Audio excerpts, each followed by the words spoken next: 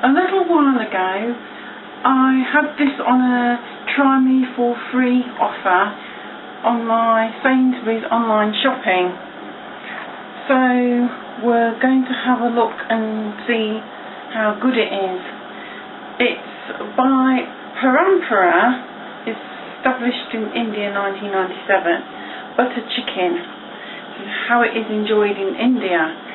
So we need 500 grams of diced chicken, 250 millilitres of hot water, 20 grams of butter and 50 millilitres of single cream.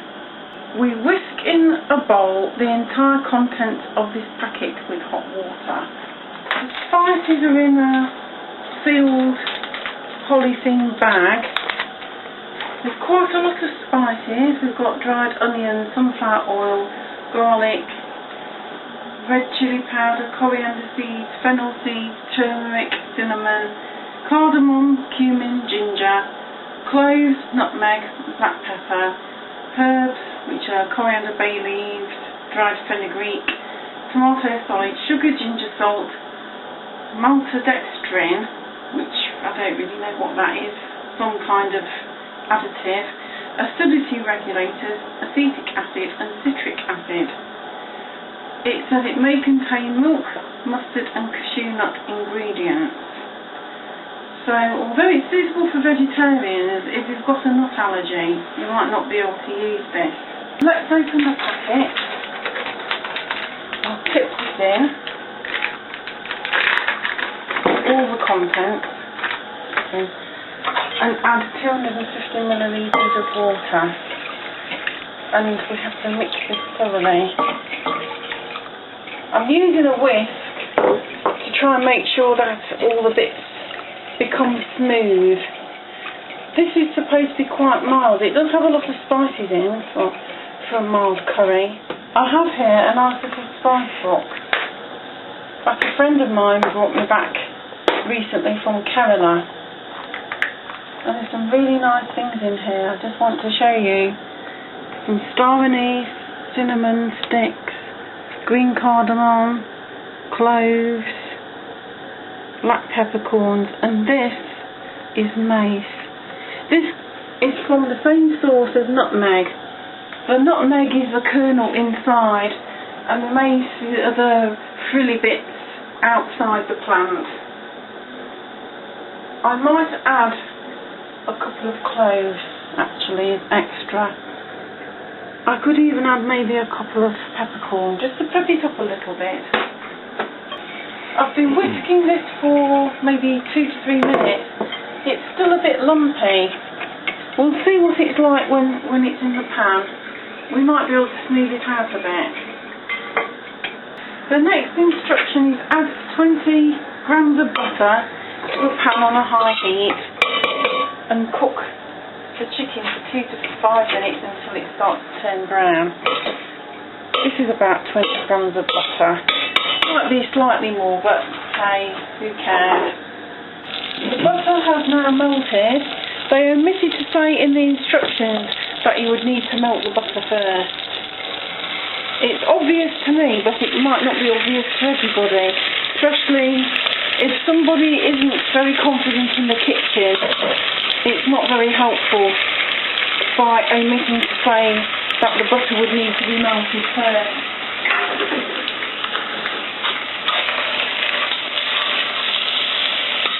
I'm stirring this round.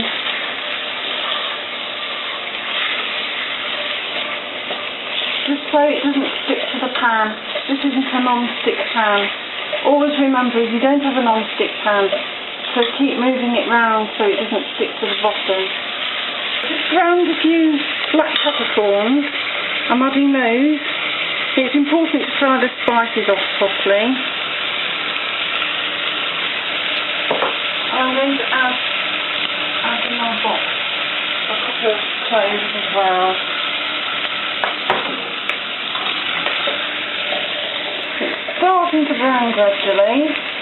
It probably needs a couple of more minutes. I'm just turning it round.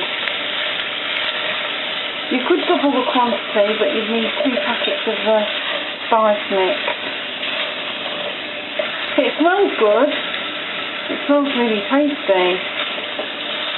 It's about ready. Remove it from the heat gently and turn the heat down. You want it medium to low. I'm adding the mixture. That's all the mixture, that's all the spices. Give it a stir. And this has to cook for at least 8 to 10 minutes until it's all cooked through and the sauce is thickened.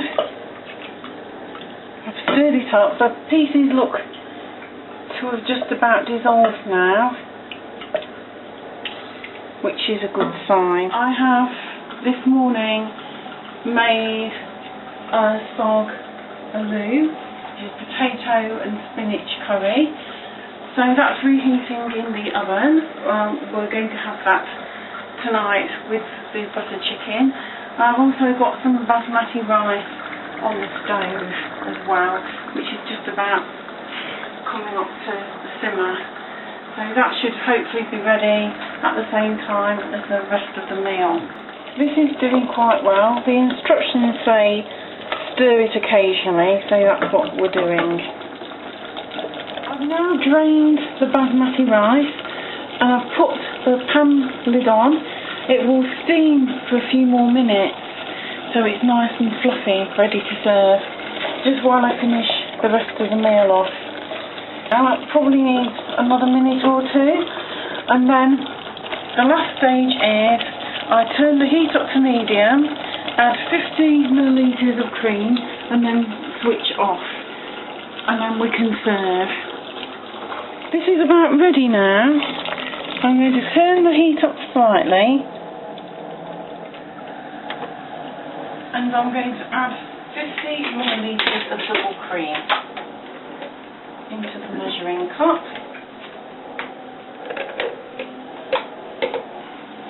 Remember to remove the pan from the heat before you put the cream in, or it could curdle. Again, it doesn't say that on the instructions, but it should do. Stirring it in very, very gently, and that's just got to thicken up a little bit.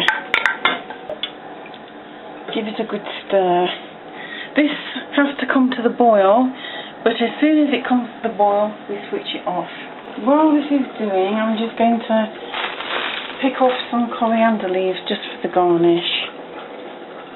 This has just come to the boil now, so we're going to switch it off, and then I'm going to put it into a serving dish and take it through to the lounge diner, ready to plate up. I've got my garnish ready now. Remember, you can keep the coriander stalks to use in soups and stocks and stews, because all the flavour is in the stalk. We don't really want to waste any of that. It's too good to waste. I'm going to take my saga leaves out of the oven and I'm going to pop it into one of these serving bowls. This smells absolutely gorgeous. This has quite a few spices in from my spice box that I showed you earlier. It's very aromatic. I always like my sagaloo with a little bit of spice. They're normally very mild. I haven't added coconut to this. I did actually start by frying the onions in coconut oil. I prefer to use coconut oil in my curries. I think you get a much better flavour than using olive oil or rapeseed or sunflower or any of those. And it's, to me, in my mind, it's healthier than using ghee as well. So I'm getting the other dish now, and I'm going to pour in the lovely curry that we've just made. That's quite nice and thick. Just the right consistency actually for a butter chicken. It does smell really good. I'm putting some coriander on just to finish it off. Makes it look most attractive as well. You could have another swirl of cream, but I'm not going to. I think that's enough. So this is the brand, and here it is made. It's supposed to serve 4 people within 20 minutes, and I have actually made it within 20 minutes, so the timing's good. That is really tasty. The spices are quite aromatic. They're coming through. Just adding a couple of extra cloves as well has added a slight warmth to it. You can just, because the spices have been fried off properly, you can just feel the spices on the back of the palate. It's very, very nice. Now normally you might use chicken breast. I used chicken thighs. I bought boneless chicken thighs from my local butcher and skinned them and chopped them up. And they're very succulent. Some people prefer to use chicken breast. It would probably also work with something on the bone, like either thighs with bone in or chicken drumsticks as well. But I really like it, and I would buy it again. Even though it's got 1 or 2 additives in, I would buy it again.